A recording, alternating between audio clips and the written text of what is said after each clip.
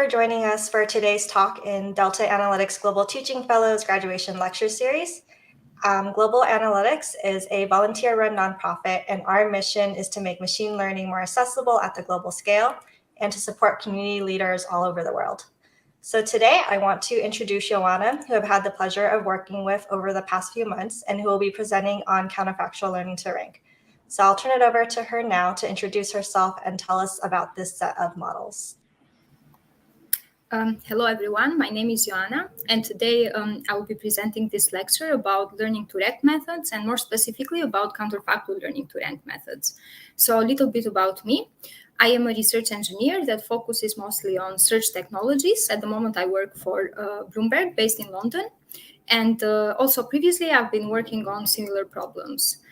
Beyond this, in machine learning, I'm also interested in interpretability and machine learning education. So let's get started with today's lecture. So the way that we'll be structuring this talk is as follows. First, I will present the idea of a new news recommender system, and this will be the main example that will follow us throughout the hour, and I will be using it to illustrate all the different concepts in terms of learning to rank and counterfactual learning to rank. Then we will be defining what is the ranking problem. Then we will focus on how do we actually build a learning to rank algorithm and how is it different from counterfactual learning to rank family of algorithms. And then lastly, we will try to make the case about interpretability in terms of machine learning models in general and ranker models more specifically. Recommender systems are everywhere and they drive our behavior online and offline. I guess we are all very familiar with famous recommender systems like Netflix that suggest us what movie to watch, and Spotify that suggests what music we should listen to, or retail cases, or Facebook ads, or news that we get recommended to read, and so on. This to illustrate that recommender systems really, you can find them everywhere as a user, but from the machine learning perspective, it makes sense to actually study them and understand the different components of how they work. If we want to focus on the case of a news recommender, the goal of a news recommender is practically to get a list of news items from a big news database that one may have and suggest these items to specific user according to the relevance that these news items have for this specific user. In the diagram in the slide, you can see the three main components that make a news recommender. The main component is what I mentioned as the news database. In the slides, it is written news index, because all these different news items that from which we may choose a subset to show to the user are actually indexed in this database. And then the other component, obviously very important, is the user themselves. So in order to find relevant news items for specific users, then we either use some meta information that we may have about such user, or we may use some textual query that the user inputs in our system. And then finally, the one that carries all the weight of this system is the recommender itself, that, as I mentioned, will get a subset of news items from the news index and will show them to the user. Now, if we zoom in that diagram, we'll see the different little components that make up this news recommender system. So the first part, as I said, is that we need some meta information or some textual query in order to capture this intent of the user. Otherwise, we don't have a criteria of relevance to use in order to get some news and to show to the user. This is shown in this part here of the diagram. The second important component is the fact that we cannot get all the news items that we have in the news index and show them to the user. We need to somehow retrieve a subset of this candidate of these news items and create what is known as the candidate items. So this is the second step. Now, assuming that we already have this list of candidate items, then the whole recommendation problem gets reduced to a ranking problem. That's why the third important part of a recommender system is the ranking system. The ranking system will get this list of candidate items and establish order among those items based on the criteria of relevance, and then show a subset of those items to the user. this should make clear what is the ranking problem. So the ranking problem per se is establishing order over a list of candidate items. In this case, the candidate items is a list of news items. So this is the ranking problem. Now that we have defined it, we can actually try to talk about it in terms of desired properties. So given that I have a ranking system, what desired properties do I want this ranking system to exhibit? In the moment that they get a list of candidate items, then they order them somehow, and then they show them to the user. Well, the first desired property is that we want these items to be relevant for the user according to the intent that we captured through the query or through the user meta information. The second one is that not only we want these news items to be relevant for the user, but we want them to be ordered according to this relevance, with the most relevant items being on top and the least relevant items being on the bottom of the recommended list that we show to the user. Another desired property, especially if we talk about online applications, is that we want the system to work in real time. So the user may be waiting a few milliseconds or a maximum of a few hundred milliseconds, but no more from the moment that we capture the intent of what user wants to the moment that we show to the user the list of news items that are relevant for them.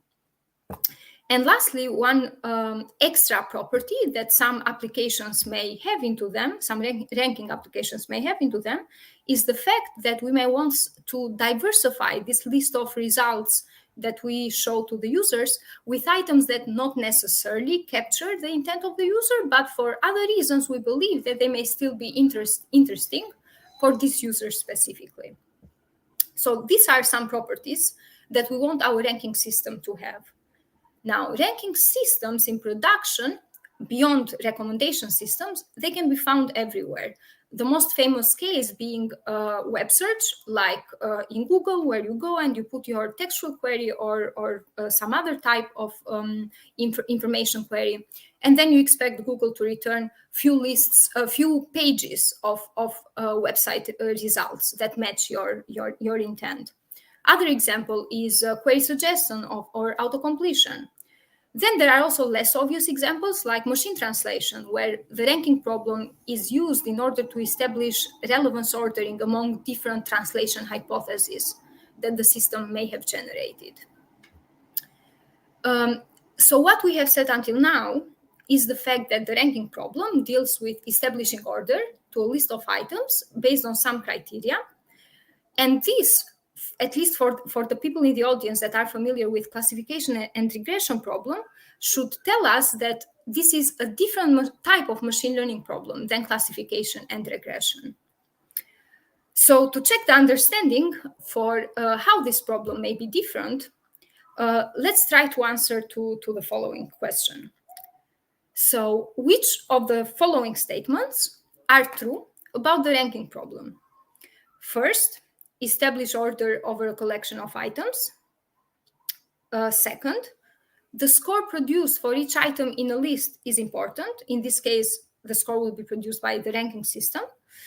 And the last option is the relative value among the items in a list is important.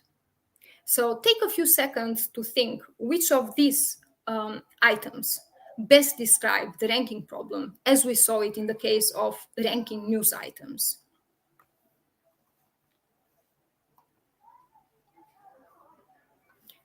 I will be waiting a few seconds if people want to give an answer to the question, and then we can try to see together like which of these options are the right one.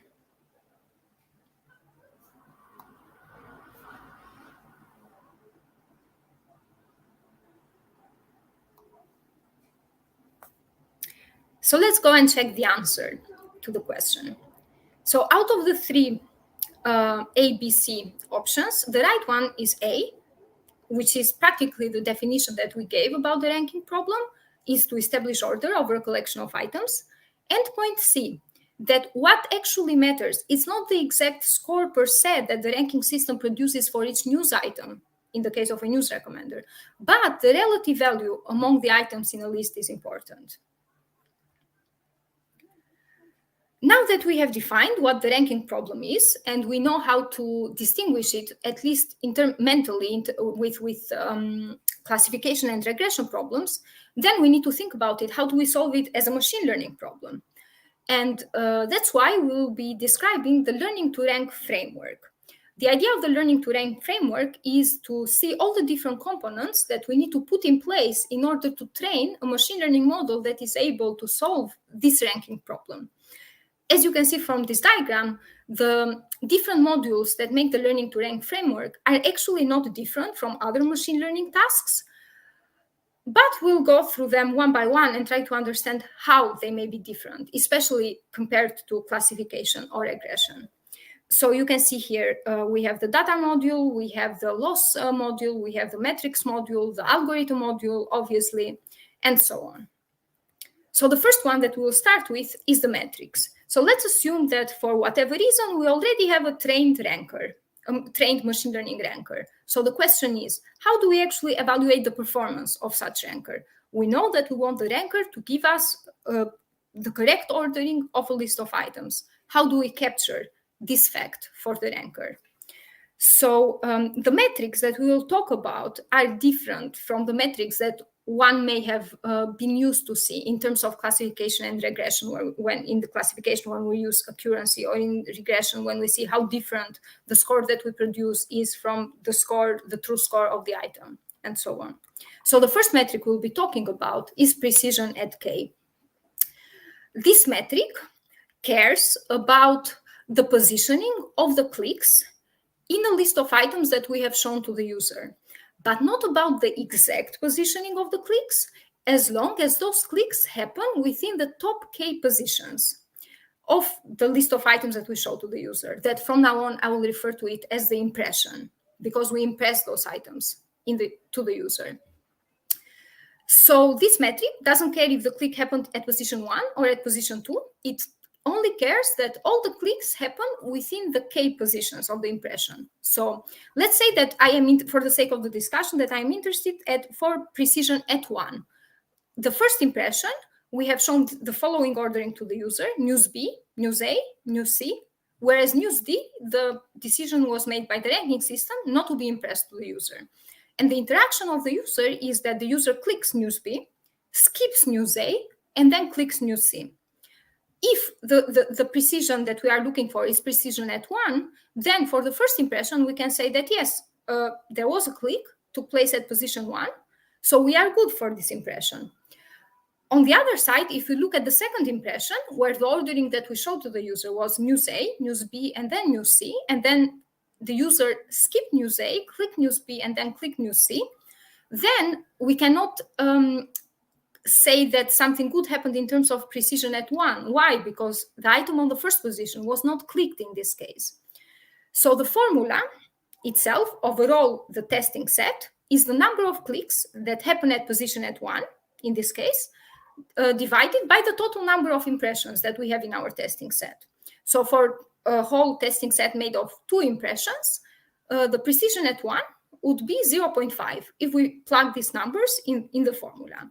Usually, people will be probably more interested in something like precision at 3 or precision at 5, typically not precision at 1, but this was to illustrate the idea.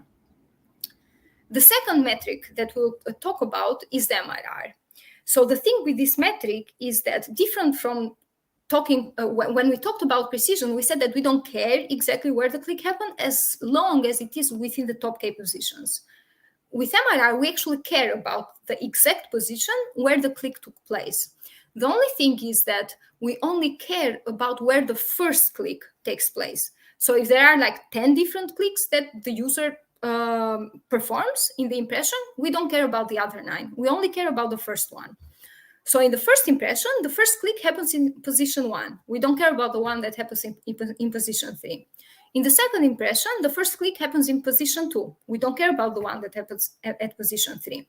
So in the moment that we want to calculate the MRR overall our testing set, obviously we'll calculate the MRR for the first impression, for the second impression, and then we'll average them with each other. So the first impression, the MRR will be 1 over the click position, which in this case is 1.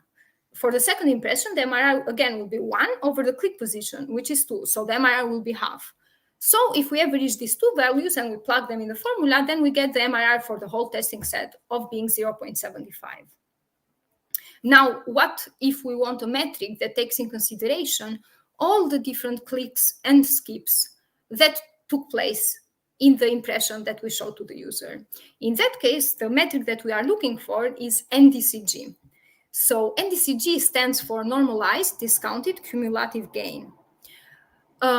Normalized because whatever is this DCG value that I will explain how to calculate for one impression, then we want to divide that value with what would have been the ideal case if all the clicks were positioned in the top positions. So let's see the first impression. We showed to the user the ordering of news B, news A, and then news C. The user clicked on B, skipped A, and then clicked on C.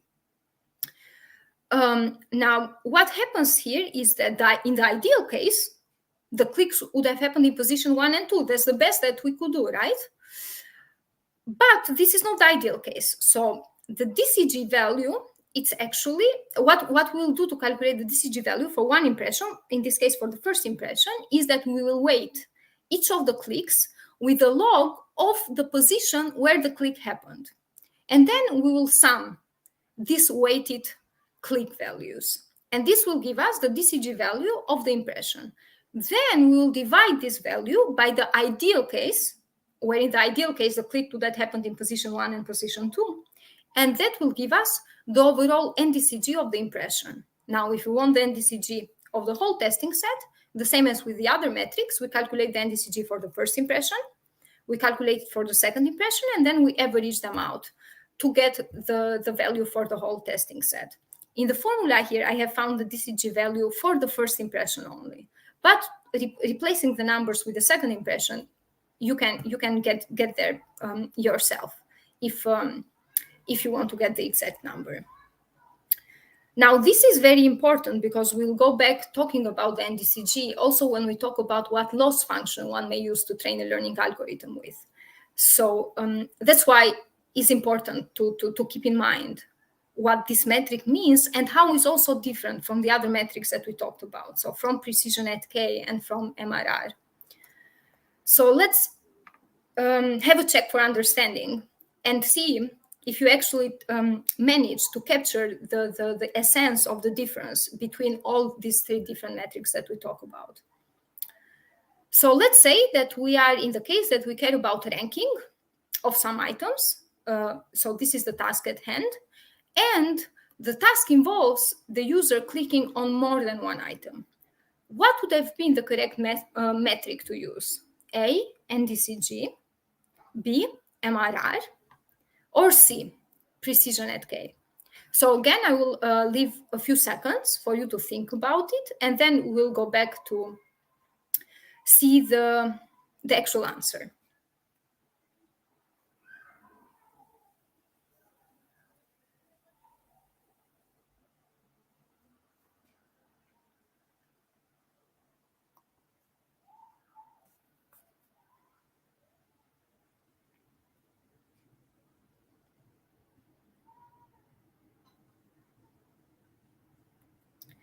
So the correct answer to this question is the first option, option A, nDCG. And the keywords for that are hidden in the question. First, we say that we care about the ranking of the items, the correct ranking of the items. So this should already tell us that probably we don't care about precision at K, but the correct metric may be MRR or nDCG. And then the second keyword is the fact that we say that the user clicks in more than one item. This should let us know that probably we not only care about the first item that was clicked, that would have been captured by the MRR, but we want to calculate the nDCG. So that would have been the correct metric in this case. The second component that I want to focus on now is the ranking algorithm. So now we already talked about the metrics. If we had a ranking algorithm that had already learned how to perform the ranking task, then we were able to evaluate it. But what kind of algorithm can we actually use now to train and then to produce the predictions that we want to produce? Well, the algorithms that one may use in the case of learning to rank, it's actually not very different from other machine learning tasks. So again, I'm referring to classification and to regression. So depending on the problem at hand, we may choose to use linear models, we may choose to use tree-based models, like going from simple decision tree to more complicated ensemble models. Or we may also want to use some state-of-the-art neural networks or deep neural networks. So the algorithms per se are not different. What is actually different when it comes to the ranking problem is some considerations that we have to make about each of these algorithms. So the first consideration that we want to make specifically when we talk about learning to rank is how we want to train the model. Because how we want to train the model and what objective function we use to train the model and what metric we use to check the performance of the model is what actually differentiates a decision tree that was trained for classification from a decision tree that was trained for the learning to rank problem. The second consideration that we may want to make is how much data we have available and how many features we have available. Because if we have little data and few features, then probably a simpler model should come at hand. But if we have more data and more complicated features, then maybe we want to go with more complex models like neural networks. And the last point that I want to highlight is the trade-off between capability and transparency. As we know, the more capable models like neural networks, they are more capable exactly because they are given the expressive power that they have, we can express more complicated mathematical functions with them. But on the other side, this increased capability comes at the expense of lack of transparency, because the model being so complicated makes it more difficult to understand why the model made the decision it made in specific examples. So these are points that we want to remember when we make the choice what algorithm to train to solve our learning to rank problem. The next component that we'll focus on is the loss function. So the loss function is the one that we will optimize by taking into consideration the labels, the true labels of the items, and the predictions that our algorithm produces for said items. And we optimize this loss function in order to train our ranking algorithm. So what loss functions one may use in the case of learning to rank? Well, the first one and the most basic one is the pointwise loss function. In the case of the pointwise loss function, what we optimize for is the relevance score of each item. So in the case of the news items, we are optimizing the relevance score of each news item that we have in the candidate list. Now, what this loss function is exactly depends how we actually formulate the ranking problem, because in this case, we are forced to cast our ranking problem either into a classification one, where for each news item we'll predict if this news item will be clicked or skipped, or into a regression one if we want to calculate some sort of relevance score for each of the news items. And in the case of classification, then obviously we'll end up with using as loss function the classification loss, which is the log loss that we use in other classification tasks. And in the case of regression, the mean squared error, which is, again, the typical loss function that we use in other regression tasks. In the case in the slides, I've given the true label for two news items and the predicted score for the same news items, and then I've calculated the log loss for those. This is now a very simple case. What is more complicated is if we actually want to start to pay attention to training our model with actual ranking concept in it. And the simplest way to do that is using the pairwise loss function. In the case of the pairwise loss function, what we optimize for is the ordering of each two different pairs in the candidate items that we have. So let's say that we have news A and news B, and the true order of those is news B on top and then news A, because news B is more relevant given the intent of the user. And then our algorithm predicts the order news A and news B. In this case, our algorithm has flipped the correct order.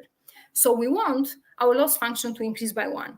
If our algorithm would have predicted the same ordering as the true order, then we want the loss function for this pair to be 0. This can be captured in the most simplest case with the hinge loss. The hinge loss will be 1 if the more relevant item is below the less relevant item, and it will be 0 otherwise. Now, if we actually care about the ordering of all the items in the list to be learned in the same time, then the loss function that we'll be using is not the pairwise anymore, but is the nDCG loss. Let's say that the ideal ordering is news B, news C, news A, and the predicted ordering is news A, news B, news C. So what we need is some sort of way to capture this dissimilarity between these two differently ranked lists of items. nDCG can capture this. Now, I explained the formula of nDCG when we used it as a metric to evaluate the performance of our model. In this case, I want to focus on the fact that the loss function will not be exactly the nDCG, will be the negative value of 1 minus the nDCG. Now, why this? This because we said that the nDCG is the DCG divided by the ideal DCG value for said impression. Now, ideally, this value should be 1, right? When the DCG has exactly the same value as the IDCG. This means that in order to have the loss function 0, for the cases where our model produces the ideal ranking of the items, we need this to be 1 minus the nDCG.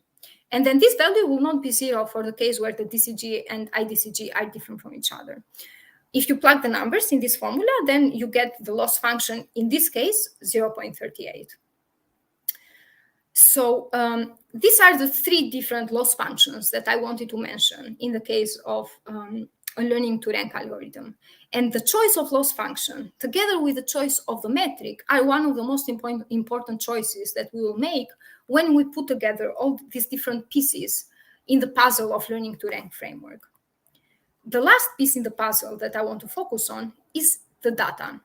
So the data, it's very, very simple to talk about it, right? I mean, it's the input, it's the labels that we'll use in order to compare the predictions against, and the input, we want them to be as digestible as possible for our ranking algorithm, and so on.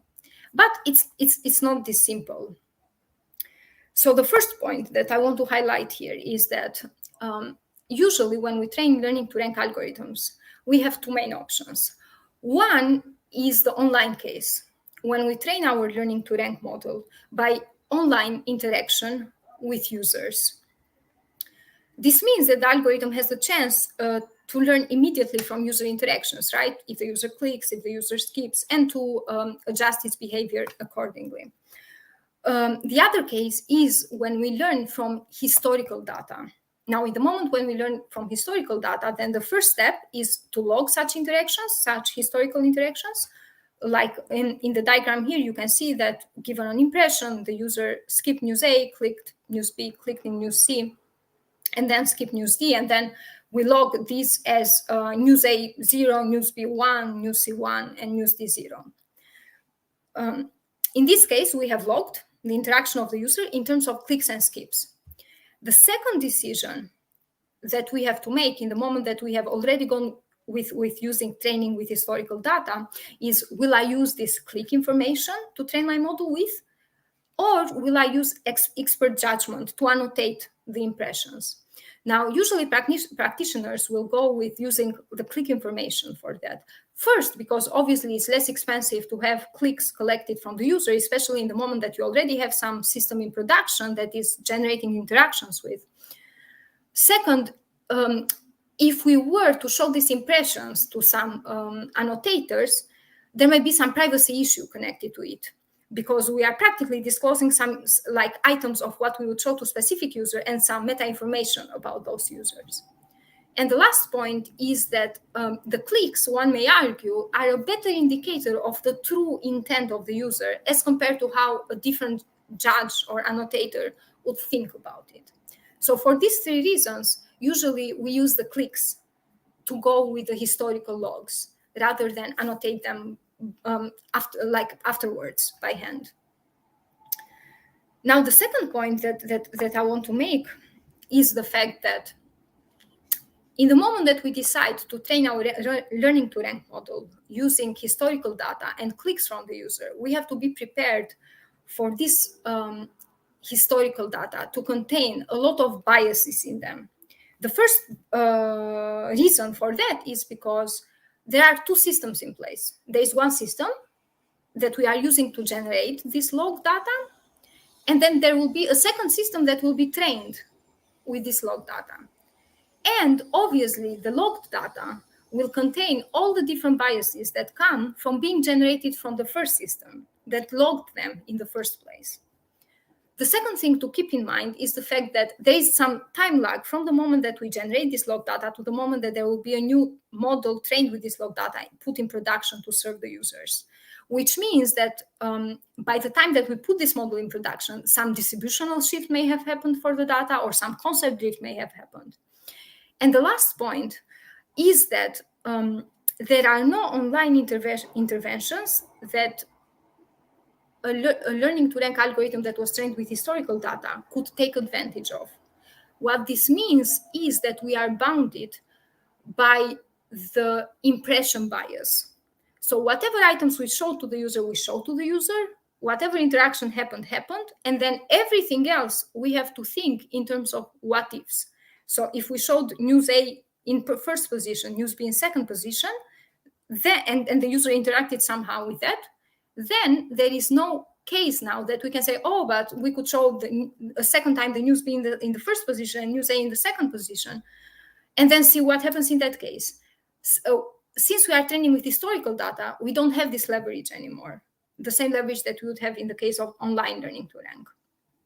So this brings us to the concept of reasoning counterfactually about all these different biases.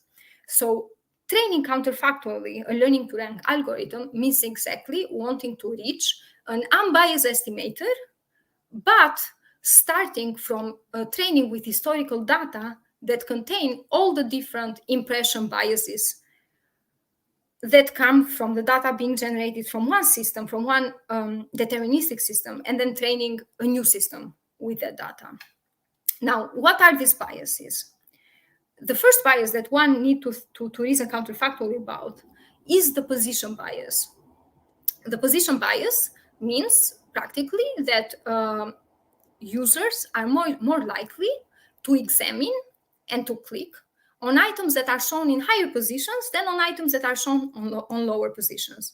Mathematically, this can be formulated as the probability of one item to be examined by the user, given that this item was shown in position K. So in the example, in the impression in the example, we have news B, news A, news C, and then news D that was not impressed at all to the user. News B was put in position 1. This means that if a click happens at position 1, this click actually not only reflects on the relevance of this item, but also reflects on the fact that this item was positioned was put by us at position 1. So if a click happens at position 3 in news C, then one may argue that this click is more relevant than the one that happened at position 1, because the probability of a user to examine an item at position 3 is lower than the probability of a user examining an item at position 1.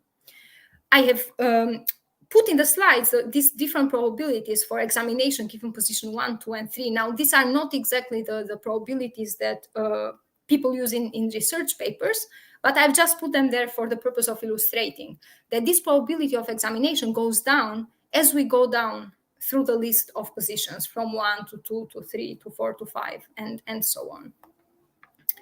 The second bias that we need to mention is the item selection bias. Mathematically, this can be expressed as the probability of an item being examined by the user, given that this item was shown in position K, can be sometimes deterministically 0. The case for this is the news D. So news D never gets shown to the user in the first place. So there is a probability 0 of this item ever being examined by the user. While for the other items, we can reason about them. For news D, we have practically no information because the user was never allowed to interact with it to begin with. This is called item selection bias. The last bias is the trust bias. And what this means is that after a while that the user has been interacting with a ranking system, if the ranking system is of a certain quality, then the user will start to trust the system. And then if we put an item on position 1, the user is more likely to believe that that item is of high relevance as compared to some items that we put on the bottom of the list. So a click that goes to the item in position 1 may also reflect this trust bias of the user. Now, all these different biases have been addressed by the literature, and the whole point of the counterfactual learning to rank algorithms is to weight differently the clicks that happen at different positions in order to reach to the point of having an unbiased estimator. In a world where we are training with historical data that come together with these different biases that we talked about. So what we have talked until now are the different components that make a ranking system. We talked about the metrics, which tell us how to evaluate a ranking system. We talked about what loss function to use, what algorithm we may use, how to what kind of data we may use, and how to think about this data in terms of the biases that they bring with them, and so on. So the next step, in order to better understand what we talked about until now, is to actually build a simple ranker and to see how it works in practice. Again, the example that we'll use to illustrate it is the case of ranking news items. So the dataset we'll be using is a dataset that you can find available in Kaggle, and is the MIND dataset, the Microsoft news dataset. So the problem can be formulated as follows.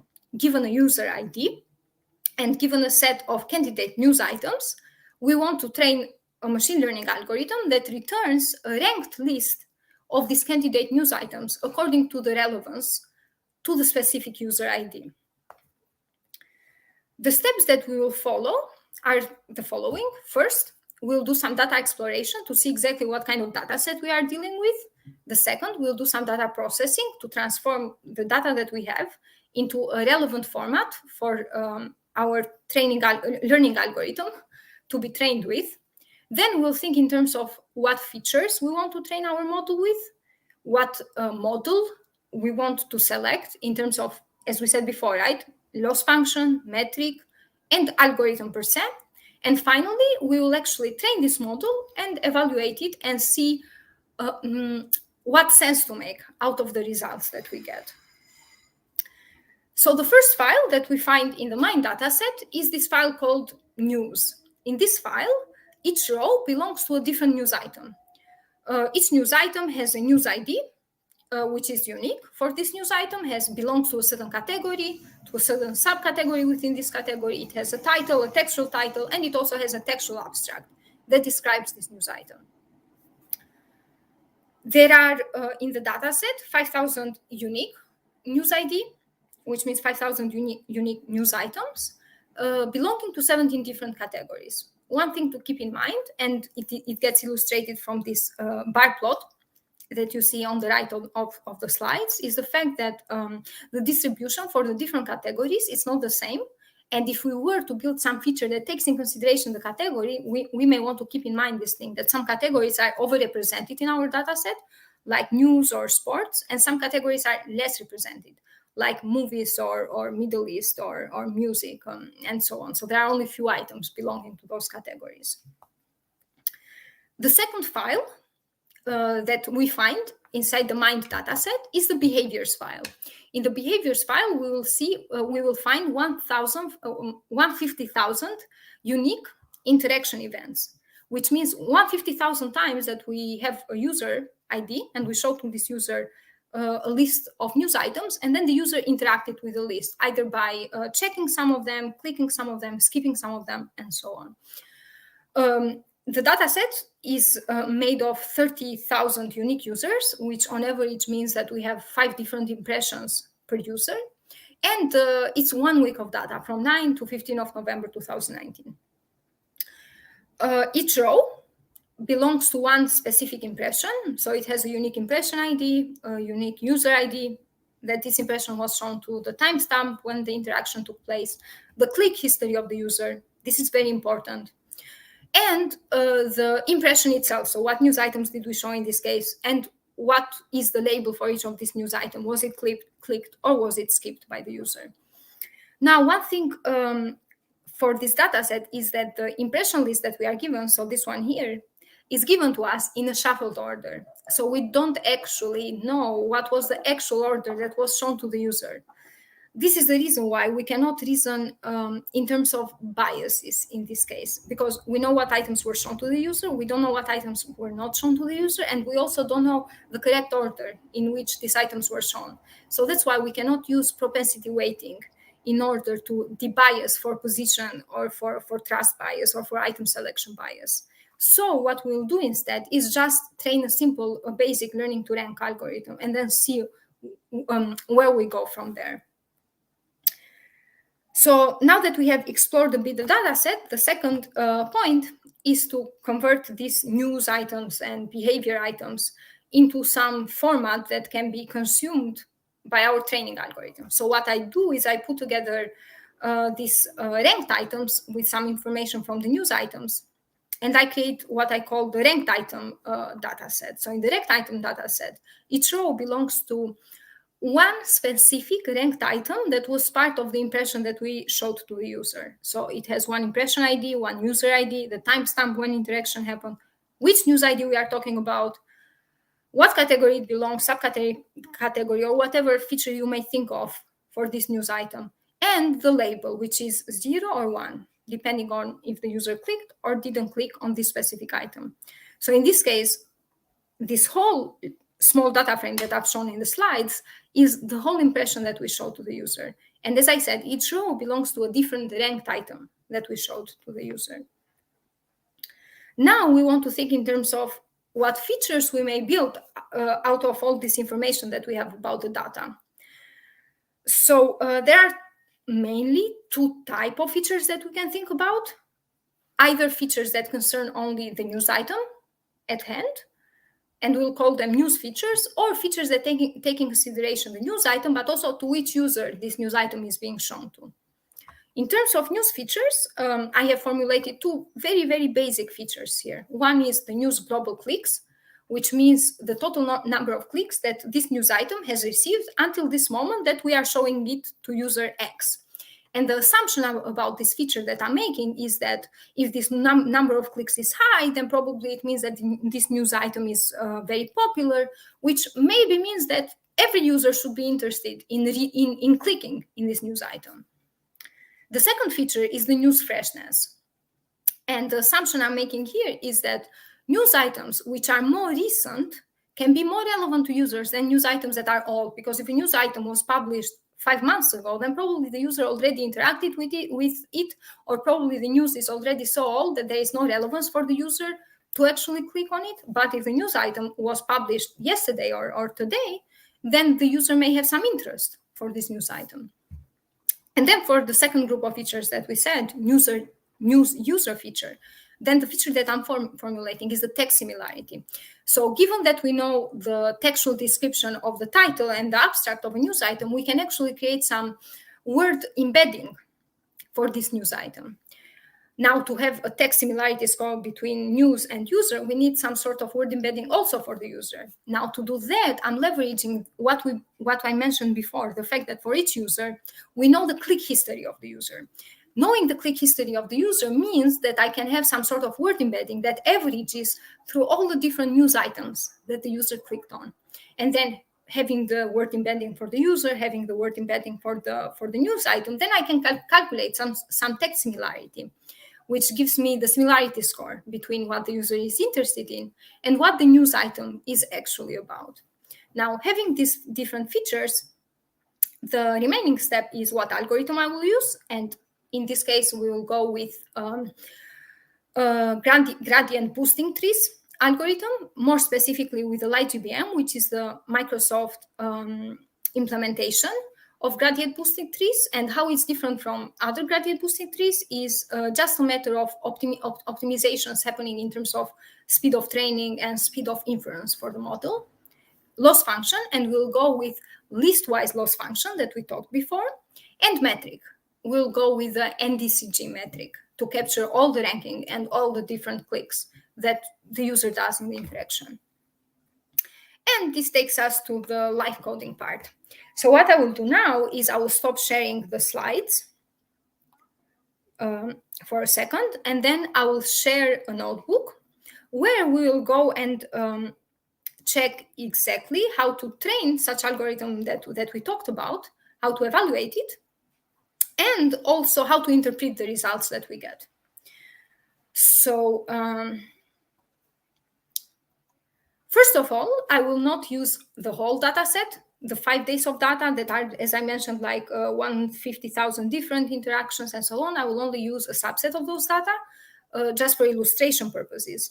So in our case, I'm only getting 1 day of data, which is around 27,000 different interactions, which makes for almost 1 million different ranked items. And the data looks like this, right? So for the 3 different features that I mentioned, so the clicks, the freshness, and the similarity, I have already pre-computed them. So we can just go through the notebook faster, and we don't have to compute them now. So the first step is to partition our sample data into training and testing. So I select 5,000 random interactions for testing, and then I keep the almost 20,000 others for training. This is how the testing data frame looks like. Then I say that the features that we are using for training are the news clicks that we talked about, the news freshness, and the text similarity score. As I said, the algorithm that we will be training is the LGBM ranker, which is the gradient boosting algorithm of the LightGBM package. And the objective function that we'll be using is the listwise objective function, in this case, the lambda rank function. So I fit the model and with the training data, which means that we now have a trained ensemble of decision trees algorithm. Now, if I print the feature importance of this algorithm, then it tells me that the most important feature is the text similarity score. The second most important feature is the news hits, which in this case means the news clicks, the global clicks of the news item. And the third most important feature, and the only feature that we have left, is the news freshness. So this is the ordering of the features according to similarity. Now we want to see how we are actually doing with this algorithm that we trained. And we do that by predicting the scoring for the testing partition of our data frame. We get the predictions for the testing part. We get what is the true label of these testing interactions, what is the prediction that we got for these testing interactions. And then what we do is we go and we calculate the nDCG score for all these different impressions part of the testing set. And then I average them out, as I said, right? That first you calculate the nDCG for each item, and then you average them out throughout your data testing set in order to get a final value. And the final value that I get in terms of nDCG is this value, let's say 0.43. Now let's try to understand what this nDCG value means. Not exactly, but I will just make some approximations here. The first approximation that I will make is, let's assume for the sake of the discussion that clicks only happen that there is only one click that happens for each interaction. If there is only one click that happens for each interaction, then obviously the ideal way that we could have performed, that our algorithm could have performed, is if this click took place in position 1.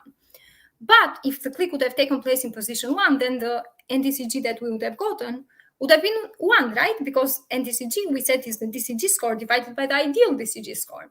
But that's not the value we get. We actually get the value 0.4.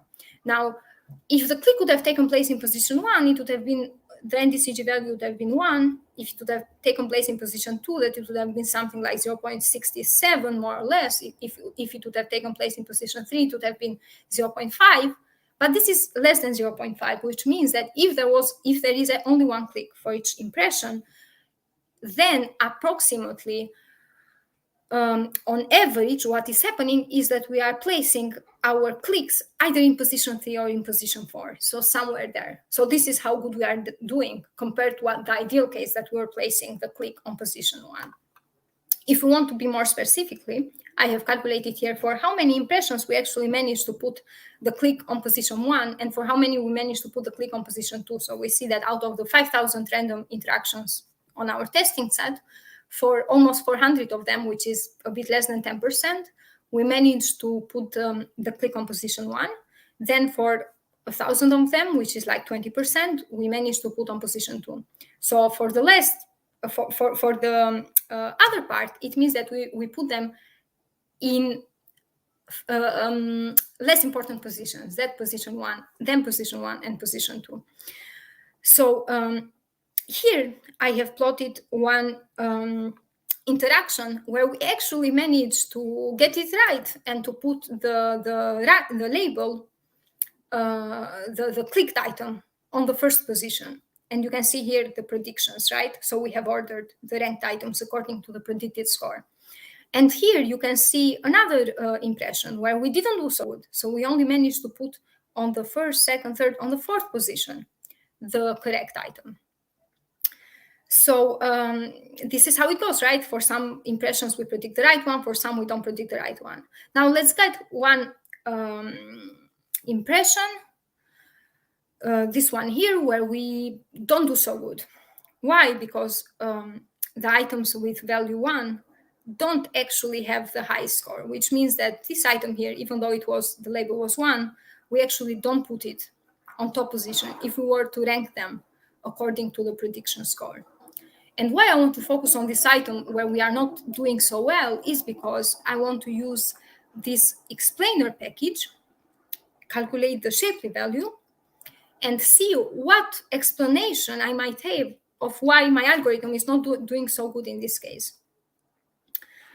So the first thing to know about this explainer is that I can get the expected value. So the expected value is the value, the average value, the average score that can get predicted for all the different news items on average. And that value is 0.57, more or less. And then if I see the item at hand, the actual value that I predicted was 0.65. So it's a bit higher than the average expected value, right, that I could have predicted for this item. Now, the point of this package is to actually tell us what was the contribution of the different features in order to make this prediction score higher than the average prediction score for all the different news items that our algorithm predicted a score on. The first feature, we know that is the news clicks. The second one corresponds to the news freshness, and the third one corresponds to the text similarity between the word embedding of the news item and the word embeddings of the user ID, right? So we can see that there is a negative value corresponding to the news clicks, a 0 value corresponding to the news freshness, which makes sense because also the value of the freshness in this case is 0, and there is a positive value to similarity. What this actually means is illustrated by this graphic here. This shows that being this the base value, that on average is the expected value for all the different news items, 0.57, our output value is 0.65, and what happens is that the news hits is actually trying to push it lower. So this is the contribution of the news hits for this item. And this is the contribution of the text similarity score for this item. So this should tell us on margin how these different features are contributing to producing the predicted score that they do for this item, where we are not doing so well as we could have hoped, right? Because we didn't manage to position this item on the first or even on the second position. Now I will go back to the slides and try to make sense of this explanation that I gave of how these different features are pushing the score up and down and what it actually means. So the point of talking about explanations in terms of a machine learning algorithm in general, but also on this case on the ranking task in particular, first of all, is because not only we want to train a machine learning model, but we want this machine learning model to have some desired properties. The first one is we want this model to be robust, right? So we want its predictive power to be similar between the offline testing and the online testing when we put it in the wild, for example, in production. So we want the model to have robust predictive power. The second one is I mentioned in the slides causality. And what this actually means is that we hope that our machine learning model has learned the right causal links between the different features, so how the different features, input features map to the predicted score, and has not just learned some associative property that is not causation, but is just correlation and therefore noise. So we hope our model has learned the right properties. The next point that I want to make is that sometime beyond this, we also care about our model being able to explain the decision making of our model, either because we have some, I don't know, legal requirements why we need to say that, oh, our model put this news item on position 2 because this and that, or because we want to make sure that our algorithm is being fair to the items that we are ranking. So for all these different reasons, we actually care about being able to interpret the examples where our model is not performing as good as we could have hoped for. Now, all these different properties that we are looking for are actually addressed by interpretability research. Means that if we care about all these different points that I raised, in this case, for ranking a learning to rank algorithm, then we are making the case also about interpretability of results, especially of the results where our algorithm is not producing the expected output. And this thing cannot be captured by the metric at hand. So the nDCG metric doesn't actually say anything about why we are doing good in the items we are doing good and why we are doing bad in the items that we are doing bad. For that, we need to look exactly on the examples and try to make sense out of them. Now, there are actually different approaches on literature about interpretability of machine learning models. Usually, they are divided within these different axes, like they can be intrinsic for algorithms that inherently are more explainable, like linear models, where the only thing you need in order to understand how different features are contributing to a result is by looking at the weight of the features, to post hoc methods, which means that maybe we cannot understand exactly how different features are contributing or what these features are to begin with, if we are talking about like deep neural networks and so on. But we have some way post hoc to capture the interpretability of the decision making of our model.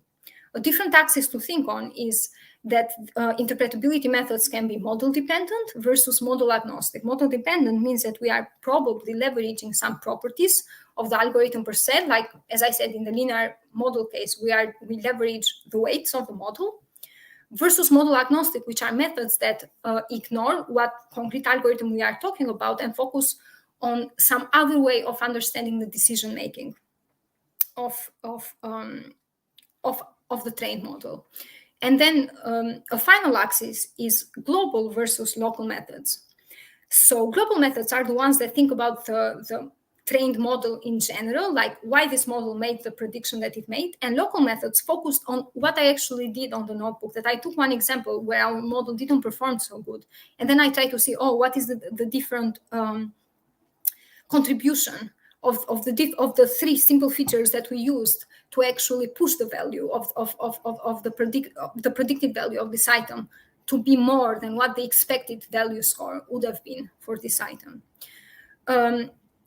This means that if the Shapley values that I calculated, if we want to plot like among different axes of model dependent, model agnostic, and then local method versus global method, fall somehow closer to being local method, because we talk about explicit examples, and being model dependent because even though maybe it was not clear on the notebook, the Shapley values take advantage of in this case, of the fact that it was a decision tree that it was trained. In our case, it was gradient boosted decision tree, but still a decision tree.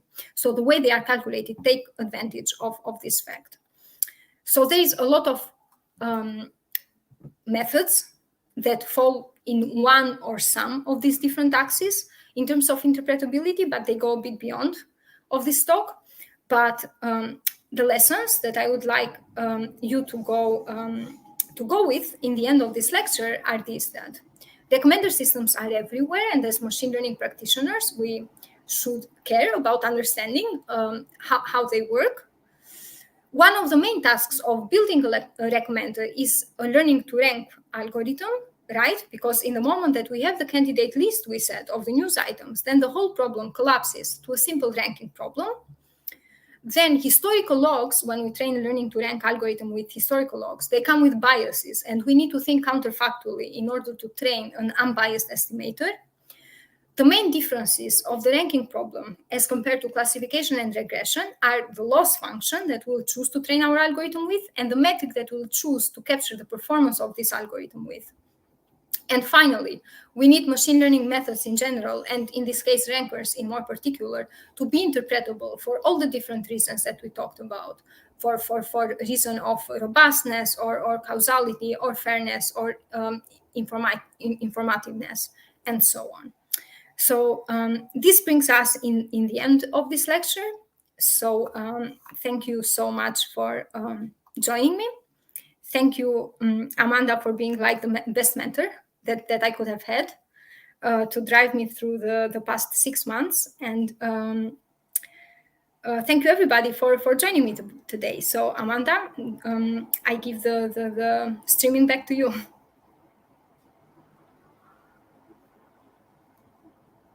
Sorry, I was muted. But thank you, everyone, for joining today. And thank you, Joana, for that great presentation. This will be the end of today's talk, and we'll reconvene in a few weeks.